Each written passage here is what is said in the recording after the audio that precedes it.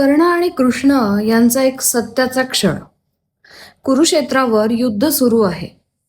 सगळे थकलेत, पण कर्ण अजूनही आपल्या निष्ठेवर ठाम आहे. कृष्ण त्याच्याशी शेवटच्यांदा एक संवाद साधायला येतो. तो क्षण म्हणजे महाभारतातील सर्वात शांत पण सर्वात खोल प्रसंग.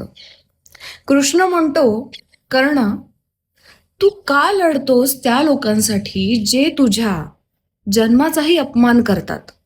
कर्ण शांत असतो आणि म्हणतो, कारण त्यांनी मला खरं तर नाव दिलं, स्थान दिलं. ज्यांनी मला जन्म दिला त्यांनी मला ओळख दिली नाही, पण पण ज्यांनी मला मान दिला त्यांच्यावर मी नेहमीच ऋणी आहे. कृष्ण थोडा पुढे येतो आणि म्हणतो, जर मी तुला आत्ताच सांगितलं की तू कुंतीचा पुत्र आहेस आणि तुला पांडव म्हणून माझ्या बाजूनं उभं राहायचंय, तर? कर्ण काही क्षण शांत राहतो. वारा हलका आहे, पण त्याच्या डोळ्यात वादळ उभी राहतात.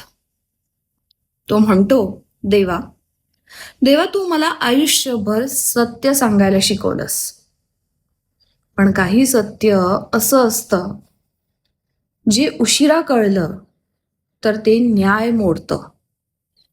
मी आत्ता मागे फिरलो तर माझी ओळख मोडेल.